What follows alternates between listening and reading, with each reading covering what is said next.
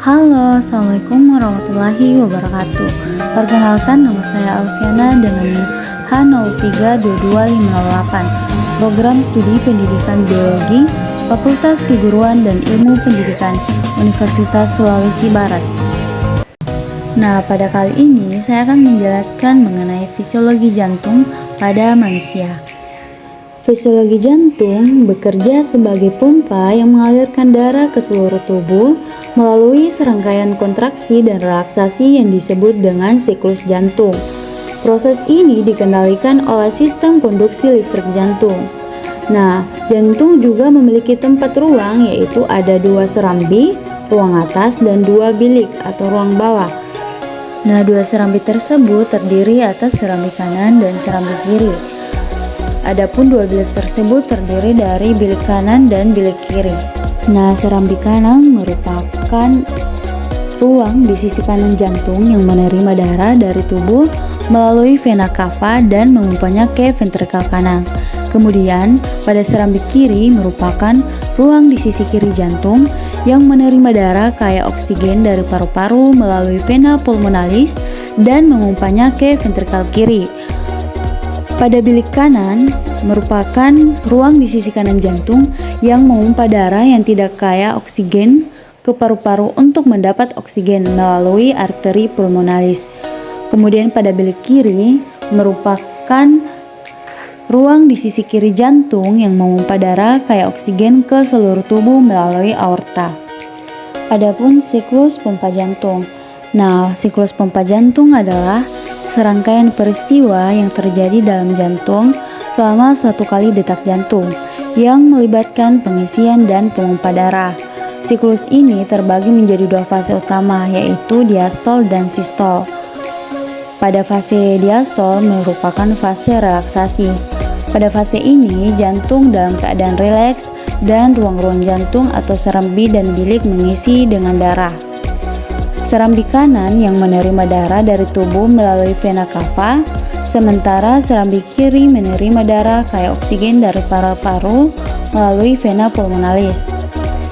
Darah mengalir ke bilik kanan dan bilik kiri, dan katup antara serambi kanan dan bilik atau katup tricuspid pada sisi kanan dan katup bicuspid pada sisi kiri terbuka dan memungkinkan darah mengalir ke bilik. Kemudian sistol atau fase kontraksi. Pada fase ini jantung berkontraksi untuk memompa darah keluar. Bilik kanan memompa darah ke paru-paru melalui arteri pulmonalis untuk mengambil oksigen. Pada bilik kiri memompa darah yang kaya oksigen ke seluruh tubuh melalui aorta.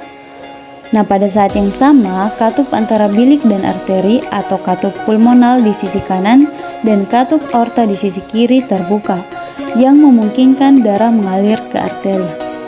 Adapun beberapa tahapan pada siklus jantung yang terdiri dari sistol atrium, kontraksi ventrikel esopulmontrik, injeksi ventrikel, dan relaksasi ventrikel esopulmontrik. Pada tahap sistol atrium atau atrium kontraksi, berkontraksi untuk mendorong darah ke dalam ventrikel.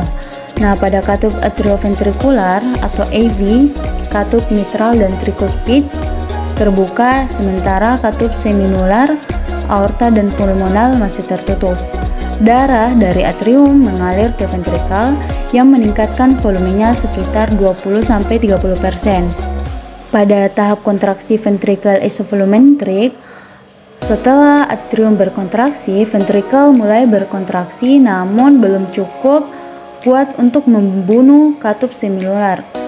Tekanan di ventrikel meningkat tajam, menyebabkan katup anterioventrikular tertutup atau mencegah aliran balik ke atrium.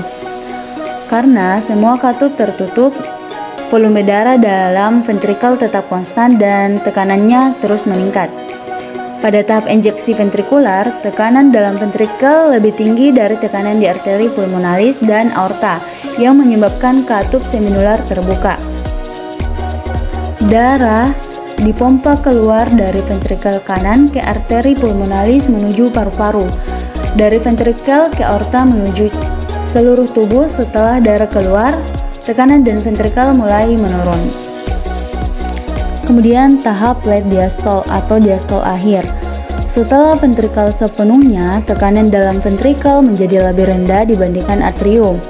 Kemudian katup anteroventrikularnya terbuka, memungkinkan darah dan atrium mengalir ke ventrikel secara pasif.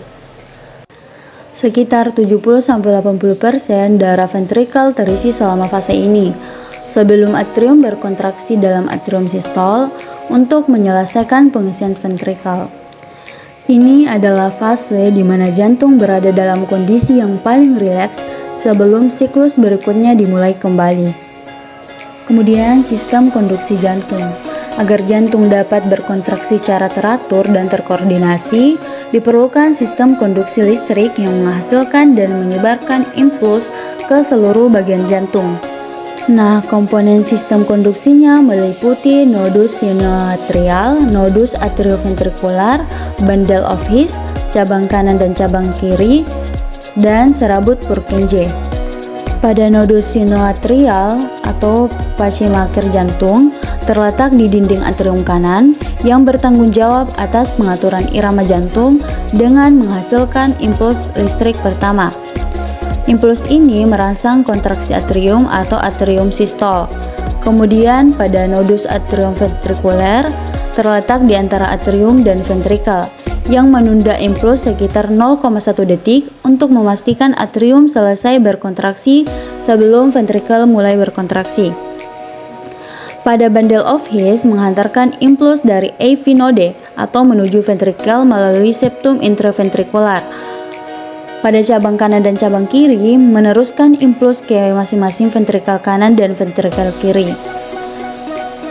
Yang terakhir pada serabut Purkinje merupakan menyebarkan impuls listrik ke seluruh otot ventrikel yang menyebabkan kontraksi ventrikel atau ventricular systole.